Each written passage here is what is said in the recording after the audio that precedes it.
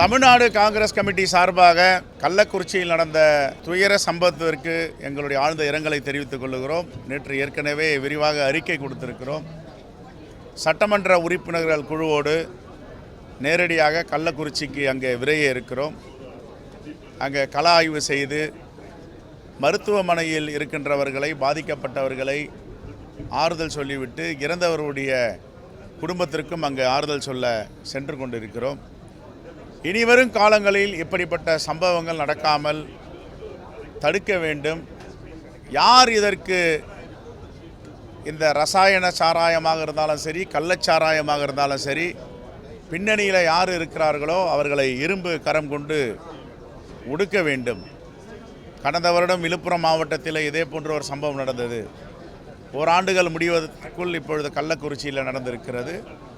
காவல்துறை விழிப்போடு இருக்க வேண்டும். அந்தந்த காவல் நிலையங்கள் அதற்கு பொறுப்பேற்க வேண்டும். ஒரு கிராமத்திலும் என்ன நடக்கிறது என்பதை முன்னறிவதற்காக இன்டெலிஜென்ஸ் துறை இருக்கிறது, உளவுத்துறை இருக்கிறது.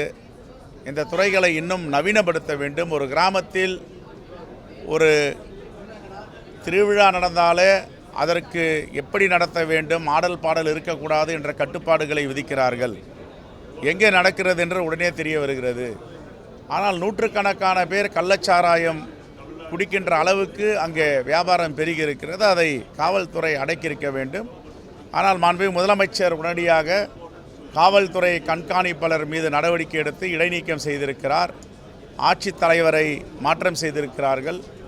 நடவடிக்கை உறுதியாக எடுத்திருக்கிறார்கள். இருந்த போதிலும் இனிவரும் காலங்களில் இப்படிப்பட்ட சம்பவங்கள் நடப்பதற்கு காவல்துறை அனுமதிக்கக்கூடாது. இதுதான் காங்கிரஸ் பேர் இயக்கத்துடைய வேண்டுகோள்.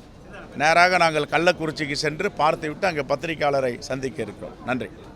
இல்லை, இப்போ நாங்கள் அங்கே நேரடியாக அங்கே போகிறோம், களத்துக்கு போகிறோம். களத்தில் பார்த்துட்டு சொல்கிறோம். அவங்க என்ன வேணாலும் சொல்லுவாங்க. உடனே ஒருத்தர் ராஜினாமா பண்ணுவார். கோரமண்டல் எக்ஸ்பிரஸில் 288 பேர் இறந்தாங்க, யாரும் ராஜினாமா பண்ணலை.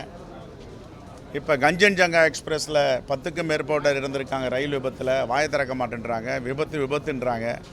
ஆகவே நான் என்ன சொல்கிறேன்னா, எது நடந்திருந்தாலும் தமிழ்நாட்டு மக்களுடைய உயிரிழப்பு என்பது ஏற்றுக்கொள்ள முடியாது. அதுக்கு தகுந்த நடவடிக்கை மாநில அரசு எடுக்க வேண்டும். இதுதான் எங்களுடைய கோரிக்கை. அதில் மாற்று கருத்தே கிடையாது. நன்றி. தேங்க்யூ.